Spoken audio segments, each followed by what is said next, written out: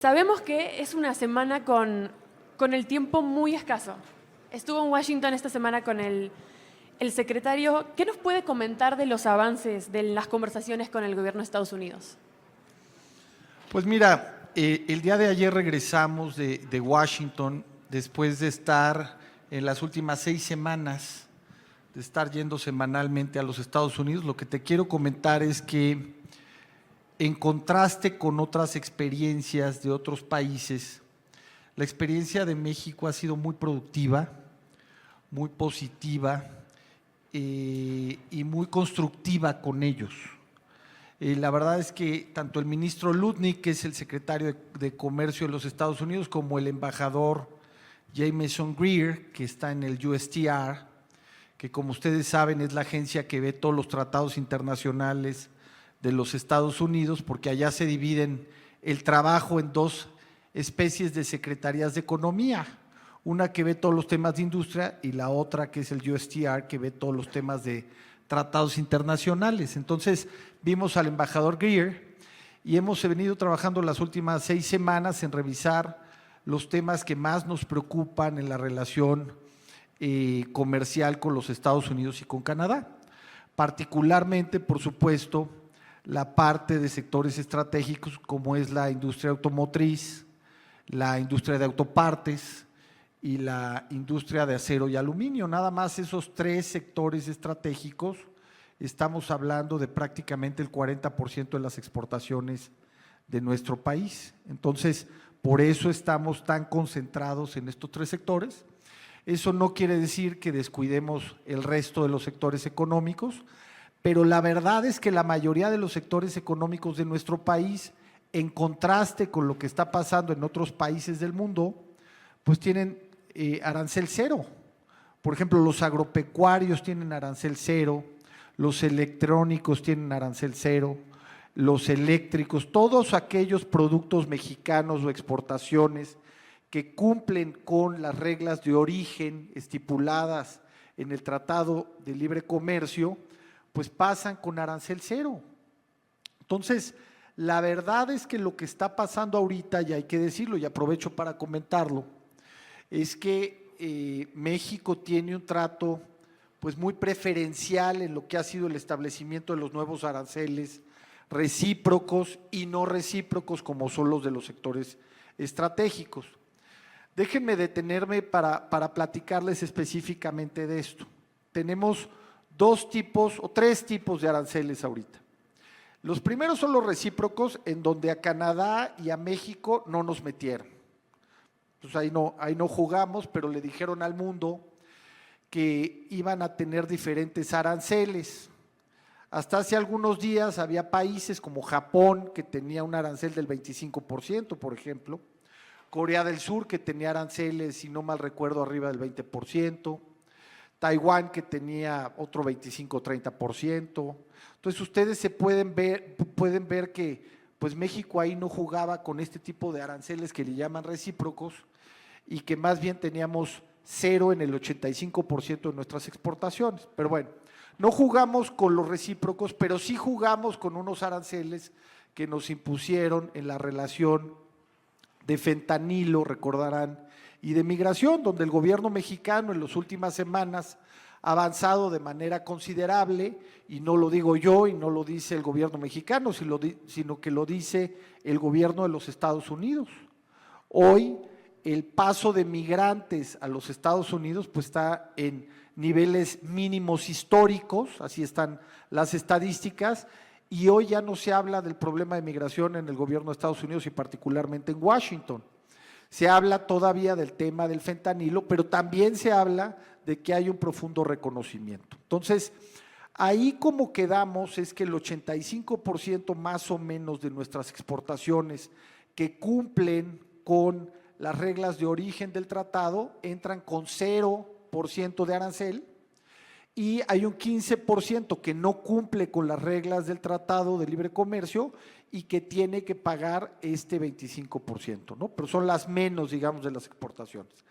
Ya en la orden ejecutiva relacionada con las tarifas recíprocas, se abre la puerta para que esto que está en 25% si se pausa pueda bajar al 10%. Entonces estaríamos hablando de un esquema en el corto plazo, así lo esperamos, en donde tengamos el 85% de las exportaciones mexicanas en cero arancel y el otro 15% en 10%. Eso no lo tiene ningún país del mundo hoy por hoy.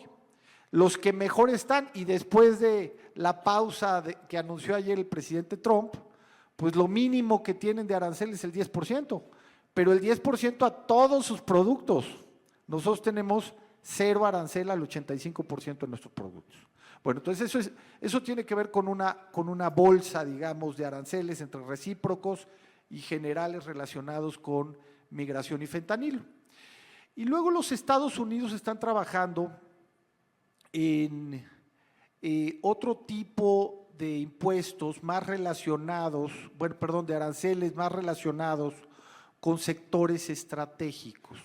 A Estados Unidos le preocupa el poder regresar las actividades estratégicas que ellos consideran, como son semiconductores, como son autos, como son autopartes, como son equipos médicos, como es farma, como es cobre, como es lumber, que le llaman, que es madera de Canadá. Nosotros no le entramos ahí. Por ahí se me va alguno, bueno, ahorita me acuerdo si es que se me está yendo alguno de los sectores estratégicos, pero los que más nos interesan a México por la proporción que les decía de nuestras exportaciones es autos, autopartes y acero y aluminio. En estos tres sectores, nuevamente, se aplican a nivel mundial para todos los países productores de automóviles, para todos los países productores de autopartes y para todos los países productores de acero y aluminio, se aplican tarifas importantes, homogéneas a todos, pero con una característica importante para el caso de nuestro país, que otra vez nos da un trato preferencial: el contenido americano. Entonces, tratando de buscar salidas para ver cómo reducimos las tarifas o los aranceles aplicados a México por los sectores estratégicos, pudimos negociar con los Estados Unidos que se pudiera deducir parte del contenido americano de nuestras exportaciones, siempre y cuando cumplieran con el Tratado de Libre Comercio, que es el caso de automotriz y es el caso de autopartes, y también es el caso de acero y aluminio. Entonces, en el caso de autos, déjenme ponerles un ejemplo. Estamos hablando de un arancel del 25% para todos los países productores en el mundo de autos, pero en el caso de México, si hablamos de tener contenidos entre el 30 y el 40%, esa tasa del 25% se reduce significativamente. Y eso nos da una preferencia relativa a otros países que nos puede permitir en el corto y en el mediano plazo ganar razón de mercado, market share que se llama, para que los productos que exportamos de México sean mucho más baratos en relación a otros productos que vengan de otros países del mundo. Entonces eso nos permitiría ganar espacio. Pero bueno, ya no dejé hablar a Carol, ya me seguí. No, iba a preguntar justamente de toda esta gama de aranceles, cada uno muy distinto, pero sí ha mencionado el secretario Marcelo Ebrard que se apunta a la primera semana de mayo como una fecha donde haya avances. ¿En qué partes específicas sí ven posible ya para ese plazo tener algunos avances? Bueno, pues nosotros seguiremos trabajando en estas tres industrias que te digo, porque todas las demás prácticamente tenemos aranceles cero. Estamos viendo en el tema de automóviles que algunas definiciones dentro del proceso de producción puedan ser consideradas para aumentar el contenido americano y poder aumentar la deducción. En la parte de autopartes, pues también estamos dando la batalla para conseguir las mejores condiciones, y por supuesto en acero y aluminio, porque hay dos partes muy importantes en acero, aluminio y los derivados. Por primera vez nos metieron aranceles a los derivados que tenemos para México en acero y aluminio, y la verdad en el caso del acero y aluminio nos llama mucho la atención, porque Estados Unidos es superavitario con México, nos exportan más ellos que lo que nosotros les exportamos y nos están poniendo un arancel. Entonces nosotros tenemos que explotar nuestra argumentación de, pues no nos parece justo, más aún cuando tenemos cadenas de producción muy bien eslabonadas y en donde empresas de Estados Unidos y de Canadá dependen del acero que nosotros enviamos con ciertas características desde aquí.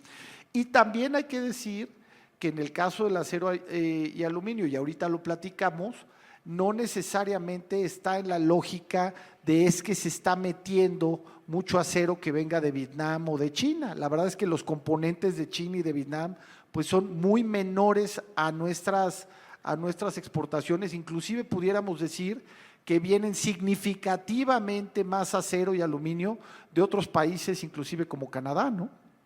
Entonces, esa es la pelea que estaremos dando en las próximas semanas y somos optimistas por lo que se ha construido en la relación con el secretario Lutnick, de que están siendo receptivos a nuestras propuestas y que México seguirá considerando una visión muy regional, aun cuando hay que decir que el paradigma económico está cambiando y hay que estar conscientes de ello.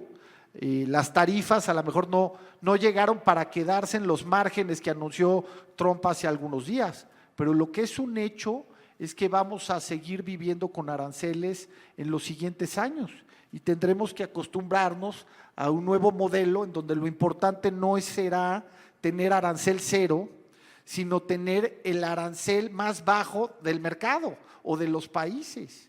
Y eso es lo que nuestro país hoy está logrando en el día a día en una relación muy constructiva con ellos. En el panel anterior salía el tema de China y cómo se podría incorporar en las conversaciones de estos días, pero también de una posible revisión. ¿Cómo lo están conceptualizando en este momento desde la Secretaría? Bueno, es que Juan Carlos Baker nunca se ha llevado bien con los chinos. No es cierto, mi querido Juan, al revés. No, mira, obviamente es un tema, el tema de China es un tema pues muy relevante porque estamos hablando de un tema geopolítico, un tema que le preocupa mucho a los Estados Unidos en particular. México tiene una extraordinaria relación con China como con el resto de los países. Sin embargo, como ha venido expresando la presidenta Sheinbaum, nuestra prioridad siempre será con los países con los que tenemos tratados de libre comercio. Y tenemos 14 tratados de libre comercio con 50 países en el mundo. Entonces tenemos que darle prioridad a esos países, por supuesto Estados Unidos, que es nuestro principal mercado, ahí exportamos el 85% de lo que exportamos al mundo, nada más a los Estados Unidos, y tendremos que trabajar en una agenda muy coordinada con ellos. Y en un ambiente en el que se mantienen aranceles en algunos productos clave, como los que mencionábamos, o donde la conversación se vuelve, como comentaba recién, no de tener 0%, sino de tener el más bajo, igual ¿es sostenible el TEMEC o se requerirá repensar cambios significativos en el tratado? Bueno, yo creo que esa es una muy buena pregunta. Si bien alguien pudiera decir que hay una serie de anuncios que pudieran ser considerados como violatorios del Tratado de Libre Comercio, también se debe decir enfáticamente que los beneficios que hoy tiene México, y no solamente México, sino también Canadá, están a partir de la base del Tratado de Libre Comercio. Lo que hoy nos dan, por ejemplo, la variable discriminatoria de por qué a México se le da un 0% de arancel para todo aquello que cumpla con su Tratado de Libre Comercio, pues es una variable fundamental que nos dice la plataforma del tratado fue considerada para este trato preferencial que se le está dando a México y que nos permite ver que hacia adelante seguiremos hablando de tratado comercial. Entonces, si bien hay algunas cosas que nos ponen nerviosos, también hay que decir que este reconocimiento de la tarifa de cero arancel y el cumplir con las reglas de origen que están en el tratado y etcétera, nos permite vislumbrar que el Tratado de Libre Comercio tendrá que seguir en una lógica de actualizar. ¿Cuál debiera ser uno de los puntos más relevantes en la actualización del Tratado de Libre Comercio? Pues a nuestro parecer el sistema de solución de controversias.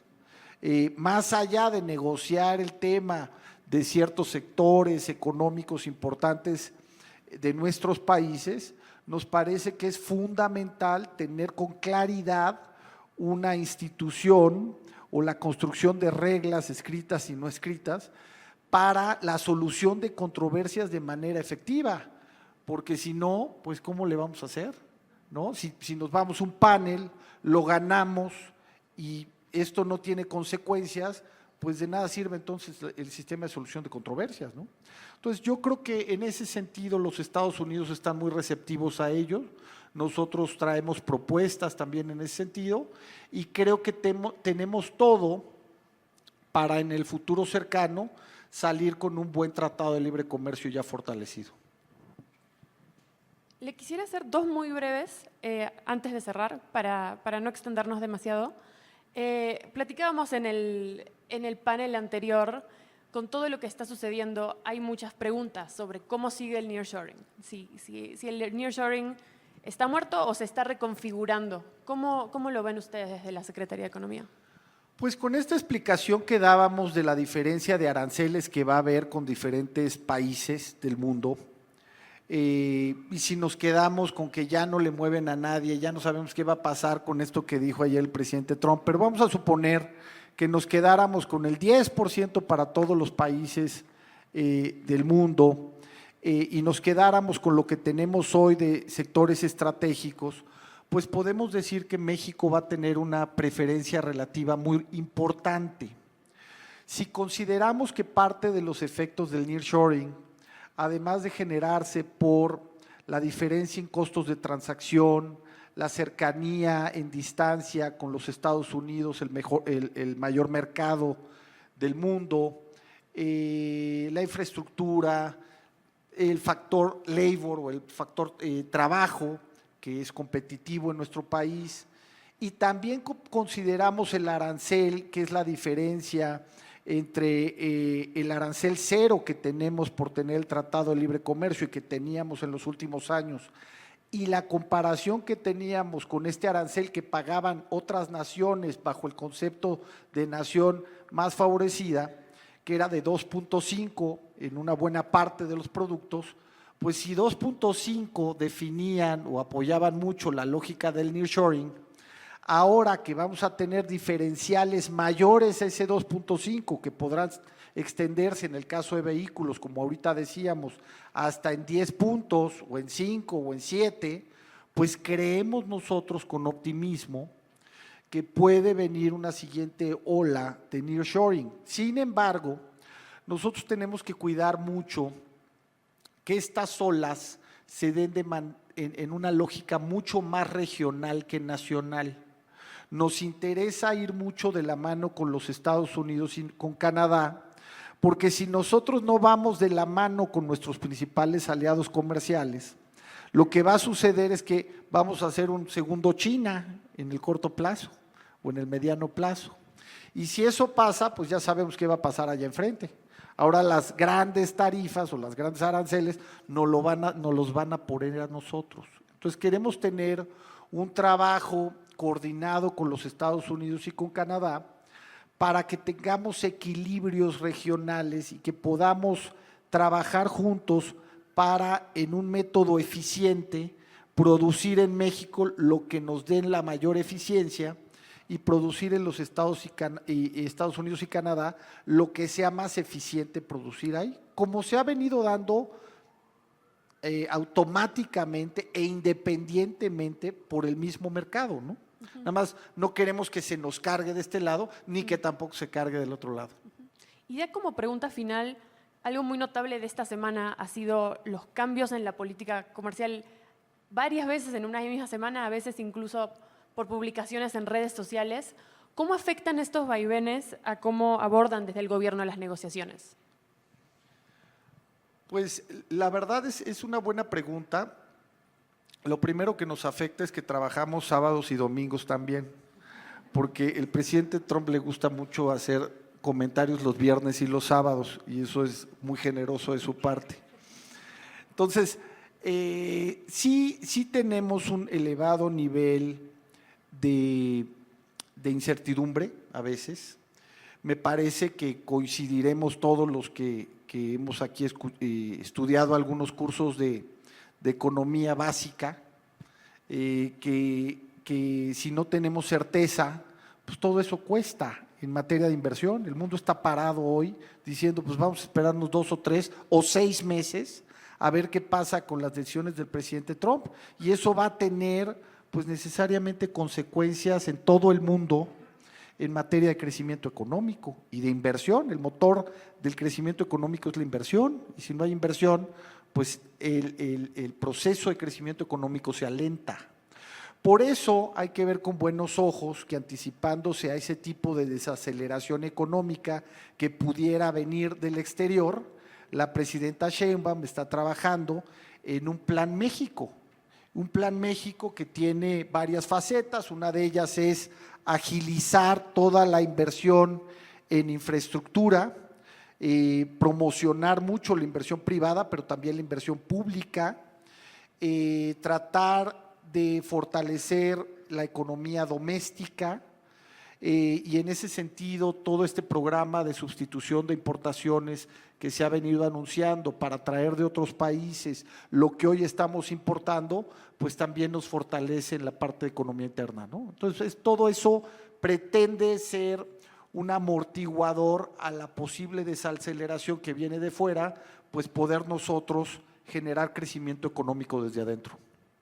Subsecretario, muchísimas gracias por acompañarnos el día de hoy. Sabemos que son tiempos muy ocupados para ustedes desde la Secretaría de Economía, así que muchas gracias por compartir todas estas visiones, y sin duda que estaremos todos siguiendo muy de cerca los próximos pasos del gobierno. No, pues yo les agradezco mucho a ustedes que a estas horas de la madrugada me sigan escuchando. Que les vaya muy bien, muchas gracias. Muchísimas gracias.